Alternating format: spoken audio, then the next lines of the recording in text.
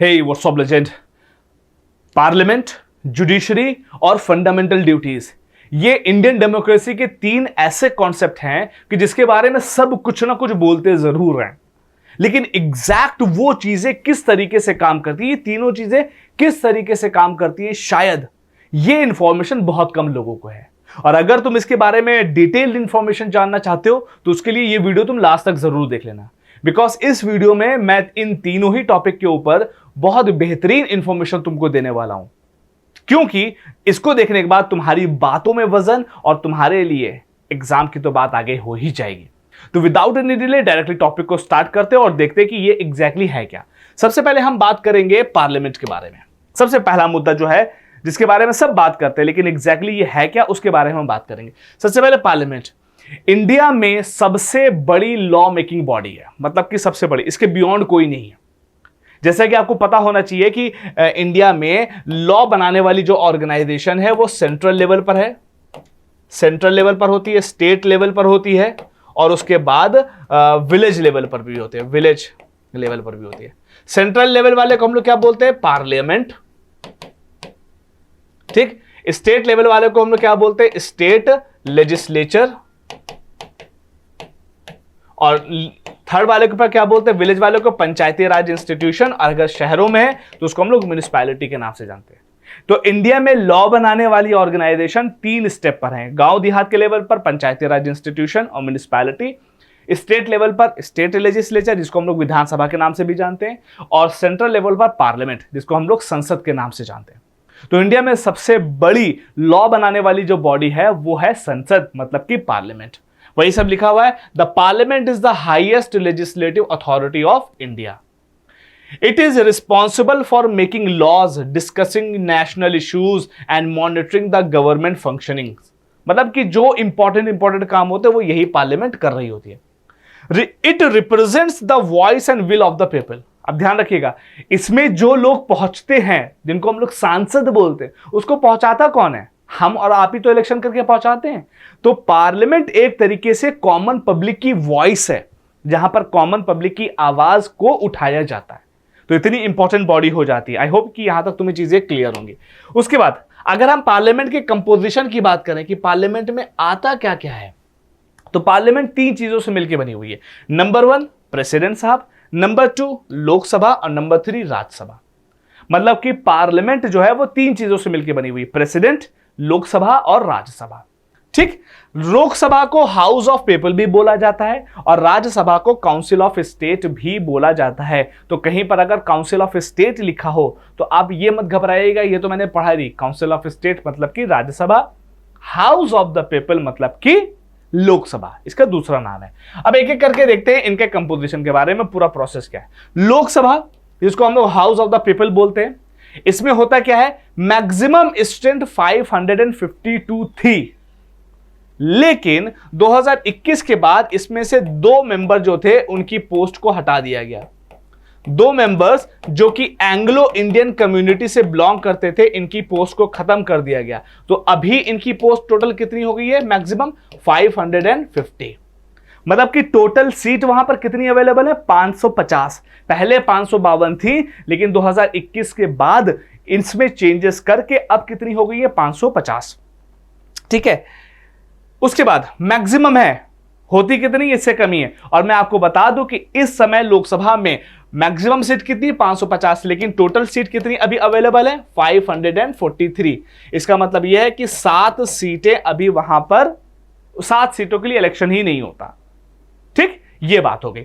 उसके बाद जो लोकसभा होती है उसके प्रिसाइडिंग ऑफिसर, मतलब कि जो लोकसभा की पूरी चीजों को देखते हैं, लोकसभा कैसे चलेगी, क्या होगा, किसको बोलने की इजाजत है, किसको नहीं बोलने की इजाजत है, एक बीच में बैठे रहते हैं ना ऊपर चढ़ के, उनको हम लोग क्या बोलते हैं? Presiding officer. और उसका नाम क्या होता है? Speaker of the Lok Sabha, speaker बोलते हैं। की फंक्शंस क्या है? जो लोकसभा होती है वो यूनियन सब्जेक्ट के ऊपर लॉ बनाती है, एग्जीक्यूटिव को कंट्रोल करती है, क्वेश्चन एंड डिबेट्स, मतलब कि जो गवर्नमेंट होती है, गवर्नमेंट जो भी काम कर रही होती है उसको जवाब देना पड़ता है। कहां? लोकसभा और राज्यसभा में। तो लोकसभा एक तरीके से एग्जीक्यूटिव को कंट्रोल करती है, अप्रूव करती है बजट एंड मनी बिल को। लोकसभा जो होती है मनी बिल और बजट को अप्रूव करती है। ध्यान रखिएगा, कोई भी बिल अप्रूव सिर्फ लोकसभा से हो जाए काम बन जाएगा? नहीं, लोकसभा से भी होना चाहिए, राज्यसभा से भी होना चाहिए, प्रेसिडेंट की सिग्नेचर भी उससे होना चाहिए, तभी वो लॉ बनता है। लेकिन इसका भी तो काम है अप्रूवल करना। Participate in the constitutional amendment, मतलब कि जब कभी भी कॉन्स्टिट्यूशन में अमेंडमेंट होगा तो लोकसभा से भी पास होना चाहिए उसको। तो ये कुछ बातें लोकसभा के बारे में थी। अब हम देखते हैं नेक्स्ट पॉइंट, राज्यसभा के बारे में, जिसको हम लोग काउंसिल ऑफ स्टेट से बोलते हैं। इसमें स्टेट और यूनियन टेरिटरी से रिप्रेजेंटेटिव आते हैं। ये एक परमानेंट बॉडी है, मतलब कि जब से देश आजाद हुआ है 1950s के बाद में, 1952 में जब इलेक्शन हुआ उसके बाद से लेकर आज तक ये कभी भी डिसॉल्व नहीं हुई। ऐसा नहीं होता जैसे हर 5 साल के बाद लोकसभा का पूरी लोकसभा खत्म हो जाती है उसके बाद नए इलेक्शन होते हैं, इसके साथ ऐसा नहीं। एक बार इलेक्शन हुआ था तब से ये चली आ रही है। कंडीशन क्या होती है कि इसमें 1/3 लोग हर 2 साल के बाद रिटायर हो जाते हैं। हर 2 साल के बाद 1/3 मेंबर हर 2 साल के बाद रिटायर हो जाते हैं। मैक्सिमम स्ट्रेंथ कितनी होती है? 250, जिसमें 2 कैटेगरी के लोग आते हैं। 238 लोग इलेक्टेड होते हैं और 12 लोग नॉमिनेटेड होते हैं। इसी तरीके से जैसे लोकसभा में है, लोकसभा को प्रिसाइड करने वाले को क्या बोलते थे? लोकसभा का स्पीकर। राज्यसभा के चेयरपर्सन कौन होते हैं? इंडिया के जो वाइस प्रेसिडेंट ऑफ इंडिया होते हैं वो राज्यसभा को हेड कर रहे होते हैं। राज्यसभा के काम क्या है? Reviews and revise bill pass by the Lok Sabha. Lok Sabha ने जो बिल पास कर दिए हैं उनको फिर से रिव्यू करना, अगर अच्छा लग गया तो राज्यसभा भी पास कर देती है, नहीं तो फिर वापस भेज देती है लोकसभा के पास कि इसको फिर से रिकंसीडर करो। प्रोटेक्ट स्टेट इंटरेस्ट, भैया जो स्टेट्स हैं उनके इंटरेस्ट का भी ये ध्यान रखती है। इनिशिएट नॉन मनी बिल, बहुत सारे ऐसे बिल होते हैं जिसको पहले राज्यसभा में भी इंट्रोड्यूस किया जा सकता है। तो ये थी भाई आपकी राज्यसभा। अब हम उसके बाद बात करते हैं प्रेसिडेंट के बारे में, क्योंकि मैंने आपको बताया था ना कि पार्लियामेंट में 3 कैटेगरी के लोग होते हैं, 3 सेगमेंट हैं, लोकसभा, राज्यसभा एंड प्रेसिडेंट। तो अब हम लोग प्रेसिडेंट के बारे में देख लेते हैं। The president is an essential part of parliament. ठीक, पहले बता चुका हूं। No bill becomes law without the president assent. देखो, कोई भी जो बिल होता है उसको कहां से पास होना पड़ता है? लोकसभा से, देन उसके बाद राज्यसभा से, उसके बाद प्रेसिडेंट से। अगर लोकसभा से पास हो गया, राज्यसभा से पास हो गया, प्रेसिडेंट ने उस पर अपनी अनुमति नहीं दी, वो लॉ नहीं बनेगा, वो देश में लॉ लागू नहीं होगा। तो प्रेसिडेंट से भी पास होना बहुत ज्यादा जरूरी है। प्रेसिडेंट साहब ही लोकसभा को समन करते हैं, प्रोरोग करते हैं, डिसॉल्व करते हैं लोकसभा को, प्रेसिडेंट साहब ही। ठीक, उसके बाद nominate member to the Rajya Sabha. मैंने बताया था ना कि मैक्सिमम स्ट्रेंथ कितनी है? 250, 238 इलेक्ट हो गए हैं और 12 लोग नॉमिनेट होते हैं। तो नॉमिनेट कौन करेगा? नॉमिनेट करने वाले भी कौन होते हैं? प्रेसिडेंट साहब ही होते हैं। Addresses both house of the parliament, ये दोनों हाउस को भी एड्रेस करते हैं। ठीक, जब कभी भी इनको जरूरत पड़ती है तो दोनों हाउसेस को ये ज्वाइंट सिटिंग को एड्रेस भी करते हैं, मतलब लोकसभा राज्यसभा के मेंबर बैठे होते हैं और उन दोनों को ही ये संबोधित कर रहे होते हैं, भाषण दे रहे होते हैं एक हिसाब से। ठीक, तो इनके पास ये पावर है। अब हम बात करते हैं जुडिशरी के बारे में। तो हमने जो पार्लियामेंट थी उसके बारे में देख लिया, अब हम बात करते हैं जुडिशरी के बारे में। The guardian of the constitution, जैसे हमारे और आपके मम्मी पापा हैं, वो हम लोग के क्या है? गार्जियन है, मतलब हमारी देखरेख करते हैं, हमारी जिम्मेदारी वो रखते हैं। उसी तरीके से हमारे कॉन्स्टिट्यूशन का गार्जियन कौन है? वो है सुप्रीम कोर्ट। जुडिशरी जो होती है वो हमारी गार्जियन किसका है? कॉन्स्टिट्यूशन का। The judiciary interprets law, ensure justice and protect rights. जो जुडिशरी होती है वो लॉ को इंटरप्रिटेट करती है, मतलब मान लीजिए कोई एक लॉ है, वो समझ में नहीं आ रहा है कि इसका क्या मेन एसेंस निकल सकता है, तो उसको इंटरप्रिटेट करना वो किसका काम होता है? जुडिशरी का होता है। Functions independently from the legislature and executive, ये जो है पार्लियामेंट लेजिस्लेचर और एग्जीक्यूटिव से एकदम अलग इंडिपेंडेंट काम करती है। ना तो लेजिस्लेचर लॉ बनाने वाली बॉडी, ना तो एग्जीक्यूटिव उसको एग्जीक्यूट करने वाली बॉडी का इसके ऊपर कोई कंट्रोल होता है। ठीक, नेक्स्ट आता है safeguards the constitution and the rule of law. इसका मेन पर्पस क्या होता है? देश में रूल ऑफ लॉ को लागू करना, और ये बहुत अच्छे तरीके से उसको निभाती भी है। अगर हम लोग इंडिया में जुडिशरी का स्ट्रक्चर देखें तो इंडिया में सबसे टॉप मोस्ट लेवल की कोर्ट को क्या कहते हैं? High court. हर स्टेट में नियरली कुछ हाई कोर्ट्स होती हैं। जैसे सबसे टॉप मोस्ट लेवल की कोर्ट कौन सी है? Supreme Court. तो highest court of India Supreme Court है, headed by the chief justice of India. Supreme Court के हेड कौन करता? Chief justice of India. Exercises original appellate and advisory jurisdiction. ये जो कोर्ट है इसमें ओरिजिनल, एपिलेट और एडवाइजरी, ये सारी ज्यूरिसडिक्शन है। इसका मतलब क्या होता है? कोई एक ऐसा केस जो डायरेक्टली सुप्रीम कोर्ट के पास आए तो वो क्या है? Original jurisdiction. एपिलेट का मतलब क्या है? हाई कोर्ट ने कोई फैसला दिया, लोग उससे सहमत नहीं है तो सुप्रीम कोर्ट में जाके अपील कर सकते हैं। तो ये जो पावर है इसको हम लोग क्या बोलते हैं? Appellate jurisdiction. एडवाइजरी ज्यूरिसडिक्शन का मतलब क्या है? कभी कभी प्रेसिडेंट साहब को जरूरत पड़ती है सुप्रीम कोर्ट से कुछ सलाह लेने की, तो ये सलाह भी देती है। तो ये सारी पावर सुप्रीम कोर्ट की। हाई कोर्ट की बात क्या होती है? Operate at state level. High court state level के ऊपर काम करते हैं। जितने भी सबऑर्डिनेट कोर्ट, उसके नीचे जितने भी कोर्ट होते हैं उनको सुपरवाइज भी करते हैं। जैसे कि डिस्ट्रिक्ट कोर्ट, सबऑर्डिनेट कोर्ट जो होते हैं उनको मैनेज भी करते हैं। Handle local civil and criminal cases, मतलब कि जो स्टेट लेवल पर जो क्रिमिनल और सिविल केसेस होते हैं उनको देखने की जिम्मेदारी हाई कोर्ट की होती है। अब देखो, इंडिपेंडेंस ऑफ जुडिशरी, मतलब कि जुडिशरी जो है वो उसका इंडिपेंडेंट होना क्यों इंपॉर्टेंट है? बिकॉज इसकी वजह से फेयर एंड इंपार्शियल जस्टिस मिलता है। अगर मान लो कि जुडिशरी में लेजिस्लेचर और एग्जीक्यूटिव का कल काम आ जाएगा तो जुडिशरी जो है वो इंपार्शियल नहीं हो पाएगी, फेयर डिसीजन नहीं दे पाएगी। इस वजह से उसको इंडिपेंडेंस रखा रहता है, मेंटेन थ्रू। अब कैसे करते इसको? श्योर कैसे करते हैं? अगर कोई भी जज वहां पर आ गया तो उसका फिक्स्ड टेन्योर होता है कि भैया तुम इतने साल तक तो यहां पे तुम जज रहोगे। एंड सैलरीज ऑफ जजेस, सैलरीज के साथ कभी इफ एंड बट नहीं होता।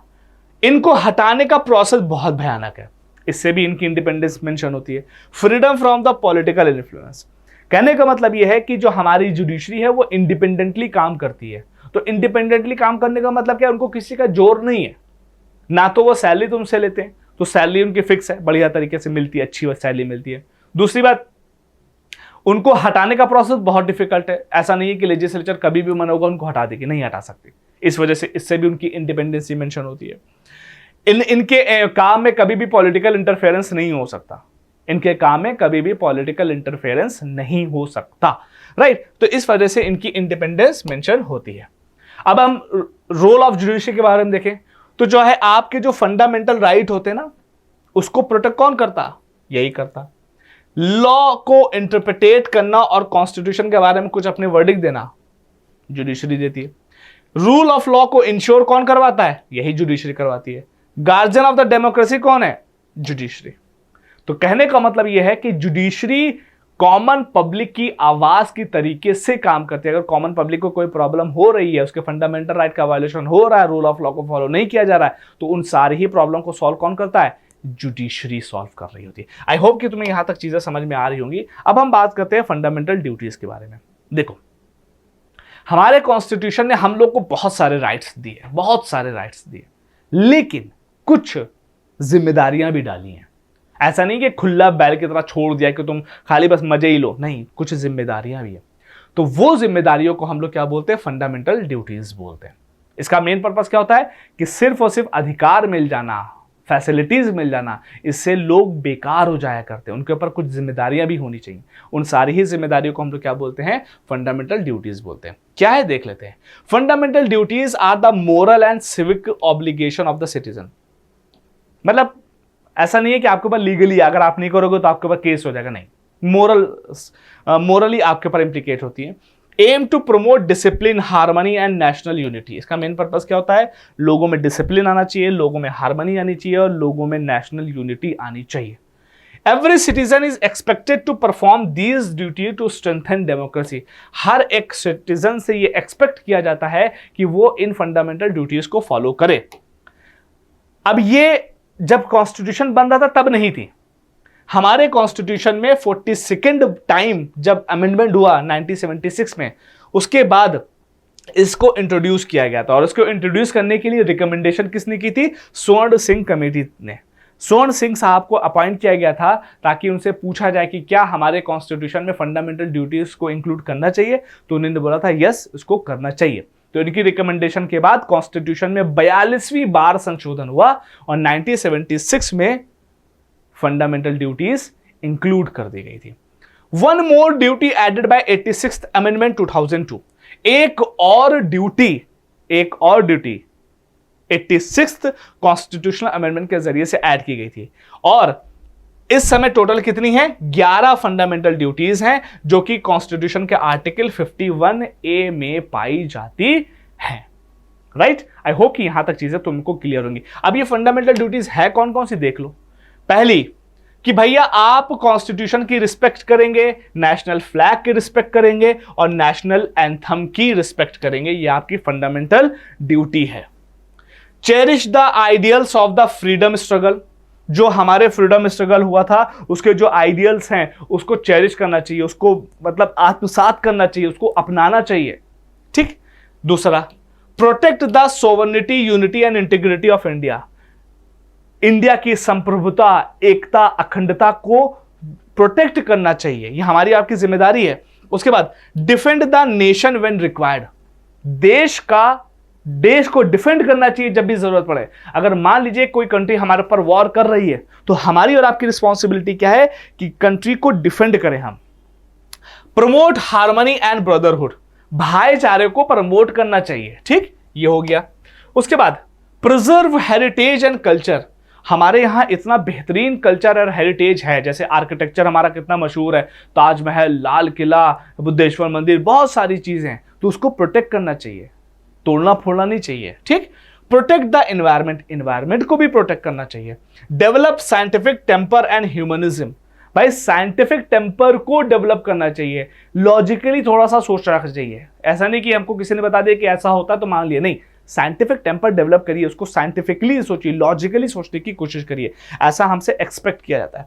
Safe guard public property, government की प्रॉपर्टी को प्रॉब्लम में नहीं डालना चाहिए, उसको सेव करना चाहिए। Strive for excellence in all field, कोशिश ये करनी चाहिए आप जिस भी फील्ड में हो वहां पर एक्सीलेंस को पाने की कोशिश करिए। And last but not the least, provide opportunities for education to children, ऐसी कोशिशें करनी चाहिए ताकि बच्चों को एजुकेशन की अपॉर्चुनिटी मिलती रहे। और यही वो 11th वाली है जिसको 86th कॉन्स्टिट्यूशनल अमेंडमेंट से 2002 में ऐड किया गया था।